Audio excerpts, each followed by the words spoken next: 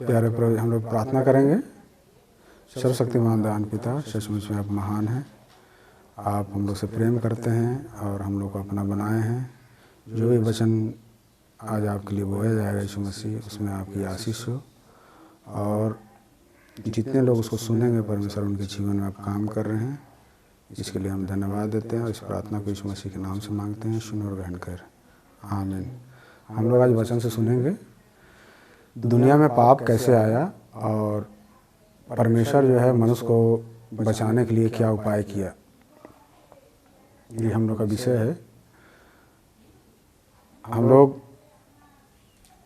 Bible से देखेंगे उत्पत्ति 2:15-17 में परमेश्वर का वचन जो बोलता है, परमेश्वर सारा चीज़ का सृष्टि किया, उसके बाद इंसान को भी बनाया अपने स्वरूप और समानता में और उसके लिए एक जोड़ा बनाया स्त्री के रूप में और उनको बहुत सुंदर बगीचा में रखा, जिस बगीचे का नाम था अदन का वाटिका।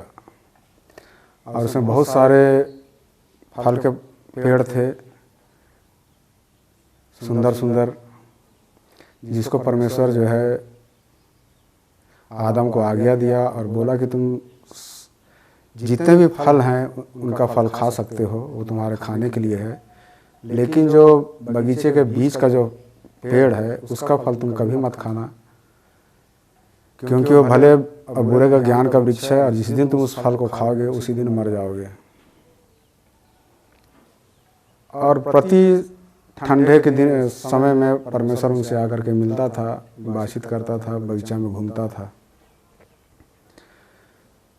लेकिन जितना भी बनाले जंतु बनाया था उसमें सर्प जो है सबसे धूर्त था। वो स्त्री के पास में आया और उसको बोला कि क्या परमेश्वर तुम लोग इस बगीचे का फल खाने के लिए मना किया है? स्त्री बोली कि नहीं, लेकिन जो बीज का जो फल है भले और बुरे का ज्ञान का वृक्ष, उसको खाने के लिए मना किया है। और परमेश्वर बोला है कि जिस दिन तुम उसको खाओगे उसी दिन मर जाओगे। तो शैतान को मालूम था यहीं पर वो जगह है जहाँ पर कि हम इंसान को गिरा सकते हैं। और वो हवा को, जो स्त्री जिसका नाम हवा रखा था आदम, उसको बोला कि तुम लोग मरोगे नहीं, लेकिन तुम लोग को भले और बुरे का ज्ञान हो जाएगा और तुम्हारी बुद्धि बढ़ जाएगी और तुम परमेश्वर के तुल्य हो जाओगे। और जब इतना बात बोलने के बाद जो है हवा के अंदर में एक इच्छा हुआ कि हम उस फल को देखें, और उसको देखी और देखने के बाद उसको खाने का भी इच्छा हुआ और वो उसको खा लिया और अपने पति आदम के लिए भी रखी और आदम भी जो है उसको खा लिया। जब उस फल को लोग खाए तब उनका जो आत्मिक जीवन था वहीं पर मर गया और उनको अपना पाप दिखाई देने लगा। वो लोग उससे पहले नंगे थे लेकिन उनको वो चीज़ दिखाई नहीं देता था। उनके अंदर में इतना शुद्धता था, पवित्रता था कि वो लोग अपने नंगेपन को नहीं देख सकते थे।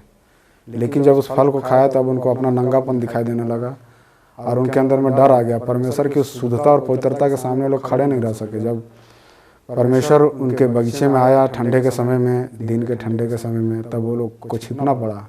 ये लोग पेड़ के पीछे छिप गए और यहीं पर से मनुष्य के पूरे मानव जाति के ऊपर में जो है मृत्यु आ गया।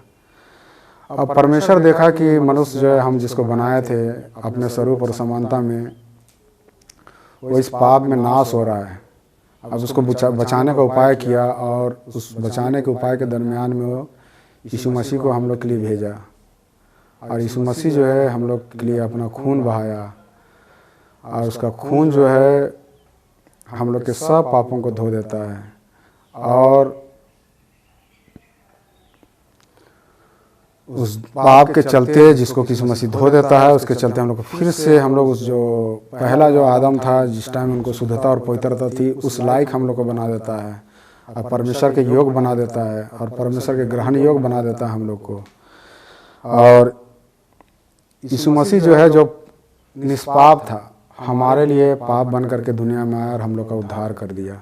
और ये हम लोग के लिए एक उद्धारकर्ता बन गया और परमेश्वर के साथ जो हम लोग का संबंध टूटा हुआ था उसको फिर से जोड़ दिया वो। और हम लोग का जो है ये विषय यहीं पर ख़त्म होता है। हम इतने ही बोल करके अंत करते हैं। धन्यवाद।